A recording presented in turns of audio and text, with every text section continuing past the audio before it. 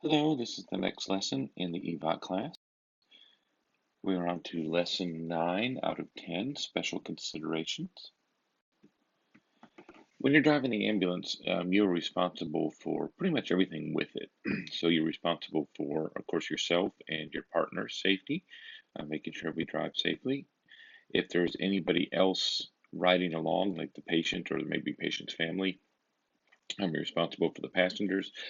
And you also are in control of the vehicle, so you're responsible for what happens to that. Everybody in the ambulance should be wearing their seatbelts or safety belts or restraints or whatever you want to call them. The only one that does not have to is the EMT that's taking care of the patient.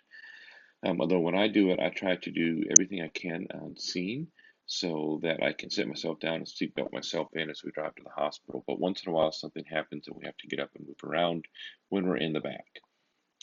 Um, Regardless, the family members, not bystanders, but whoever is riding with you should remain restrained. And if they're getting up or moving around or interfering with patient care, tell them that they have to be seatbelted, seated in the seat, or they will have to leave the ambulance.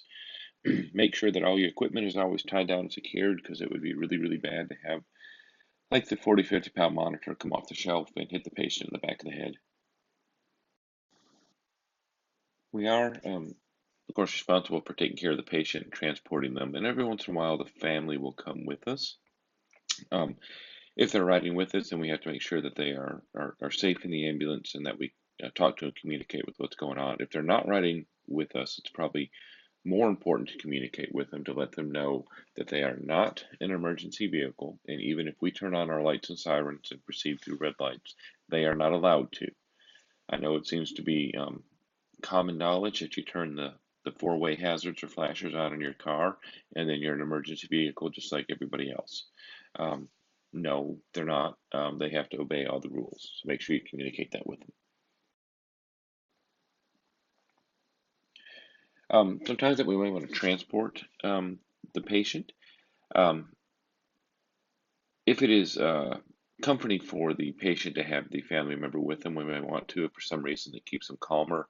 Um, definitely with children, I think you're going to find that most, especially small children, one of the parents is going to want to ride with them, and that's also good because of consent. We can't treat the child without parental consent, and the hospital can't either.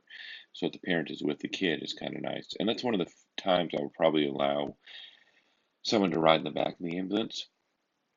This next one, if they're too upset to drive, I don't particularly like that one, but I understand that sometimes it happens. Just make sure you let them know that you're a one-way drive. You don't get to take them back home. So somebody's going to have to come pick them up once they are not too upset.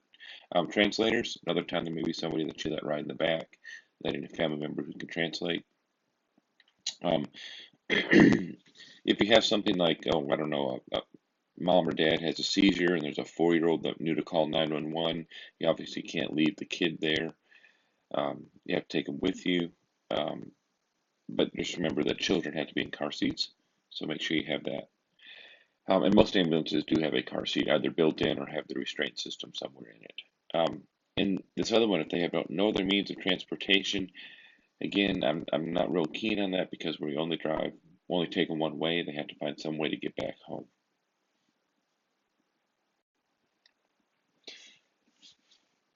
Now, if we are transporting patients, make sure that everybody, or transporting family members, make sure everybody has their seatbelt on.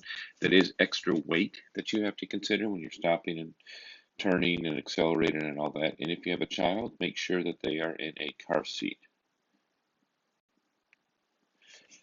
If we're not taking the family with you, make sure you talk to them, tell them which hospital you're going to, where you're going to, if you're going to be going emergency or not, if you know, and it may change.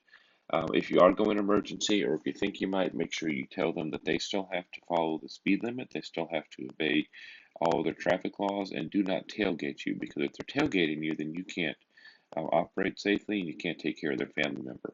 And then one of the things that when I first started in EMS kind of confused me is not everybody knows where the hospital is, and not everybody knows where the emergency department is. And I'm kind of thinking, well, why not? And that's because most people don't go to the hospital every day like we do, so we have to give directions to them. And that actually is true as far as things like where to park and where the emergency entrance is. Our local hospitals aren't too bad, but imagine going to Vanderbilt Psych Emergency. Which street is that on, and where do they park? You may not even know that, and you have to get that information before you leave. A few times we need to be careful or have some special considerations, things like hazmat, fires, crowds, violence, traffic, and some down power lines. We'll talk about each of these. Hazmat scene, if you see somebody like this coming at you, you are obviously too close. What you need to do is back up and get away. We kind of call it the rule of thumb. If you have an outstretched arm and your thumb can cover the entire scene, you're probably far enough away. But that's only good if you know that the scene is possible hazmat before you get there. So here's some common hazmat scenes. Anything with a tractor trailer, trucks with compressed gases or tanks in the back. Factories oftentimes have chemicals and things that may be hazardous. So, imagine the trains that go by the school every day. It's really interesting to watch and see what's going through there. So you look for the placards or the UN number on it. If nothing else, you can always talk to the driver of the truck, and they may have papers on what they were transporting. Now, if you arrive on scene of a fire, a lot of times we do standbys on structure fires, and that's good. If there's somebody inside, obviously we'll have a patient, they'll bring them to us.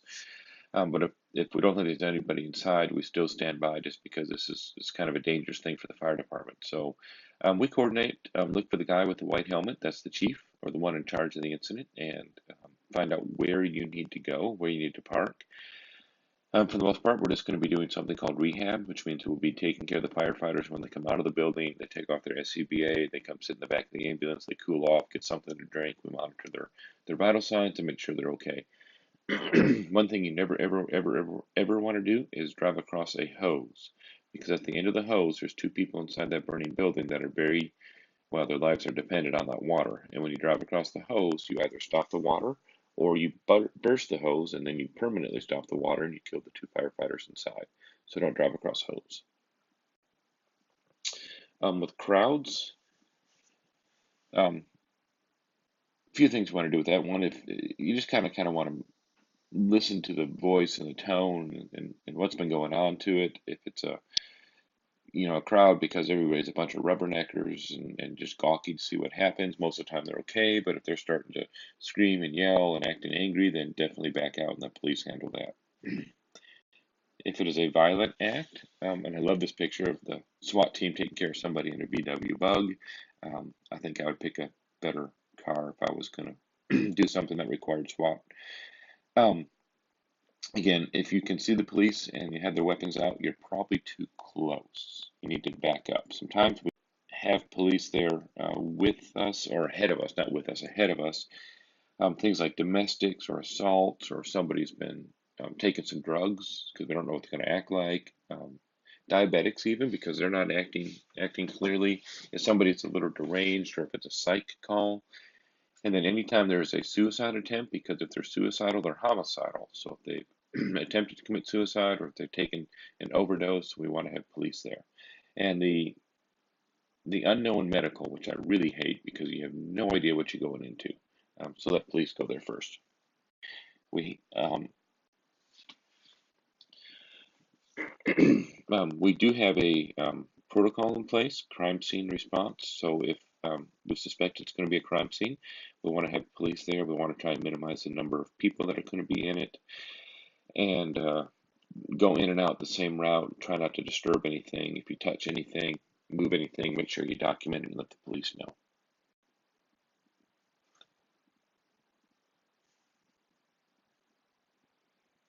You can find these protocols at the Alabama Department of Public Health EMS webpage.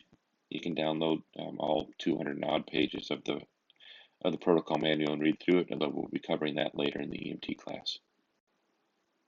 Down power lines, if you're going onto that scene, if it's this scene here with the picture here with the car and the down power lines, you're way too close.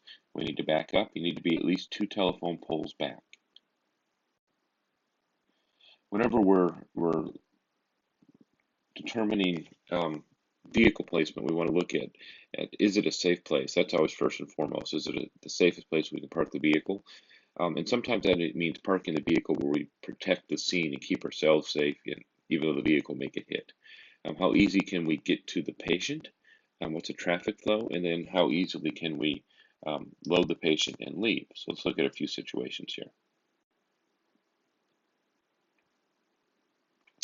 This one's not bad. Your ambulance is right here, and the traffic flow is going around the scene. Now that ambulance parking is protecting the scene, which is good, so it's a little bit safer. The EMT or the driver that gets out on this side, of course, has to step into traffic, and that's a problem. But you are kind of protecting where we will be working for the most part. Now, the problem is going to be loading the patient into the back of the ambulance because you're leaving your backside out there, and sometimes that's what we have to do. The other thing that might be a bit of a problem is when we're trying to leave, we have to pull out into traffic. Now, I don't know if this one is much better because there's your light bar right there. Obviously, the access to the scene for the driver is really good. The poor passenger has to step out into traffic. We still have traffic flow going this direction, which means when we're loading the patient, we're kind of out into traffic again. That can be a bit of a problem. However, it should be fairly easy for us just to leave the scene.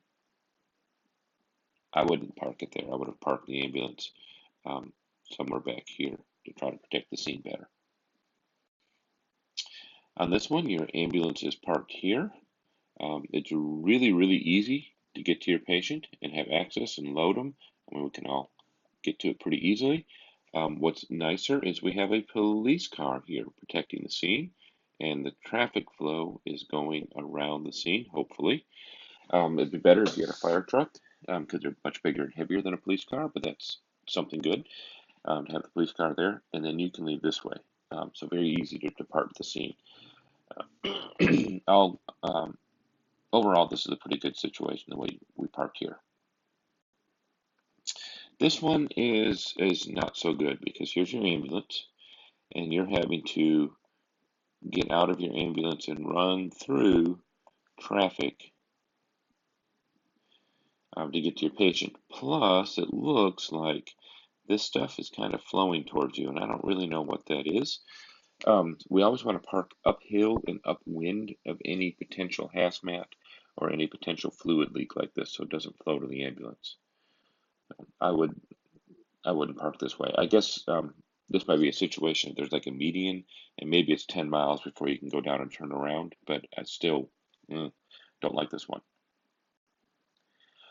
This one, um, we are way too close, so I wouldn't park there. We need to back this thing up because we should be at least 2 telephone poles back. By the nature of things, we don't really know how long these are because we can't string them point to point. Physically, it's impossible. We can't do a straight line between 2 telephone poles. So it's going to be a bit of a droop, and we don't know how long that is. So we want to be back at least 2 telephone poles. Now using flares, not a lot of flare use anymore, mainly because flares and gasoline don't go well together, but you may still have them. If you do, we would set them out so you kind of create this flow or this lane around the ambulance, so hopefully cars will go this way and not run into you. To be honest, I don't know if I've ever put flares out on a scene because we're usually taking care of the patient. So if I'm taking care of the patient and I look around and I see you're 300 feet behind the ambulance putting flares out, you and I are going to have a little talk after that call. That's really not our responsibility. The fire department will do that for us. They're awesome, or maybe even the police department. Now this is something that we do use more than flares. Again, I've never put these up. This is usually the fire department or the police department. Um, but these won't react to gasoline and cause a boom. So these are better to use than flares. And we kind of do the same pattern here. We set something up where we're hopefully creating a bit of a lane, and then the traffic will flow around us and protect us. Usually only if it's going to be a really long call on scene, like an extrication or maybe a fatality. So, any questions? Message me in Moodle. and I look forward to driving with you soon. Stay safe.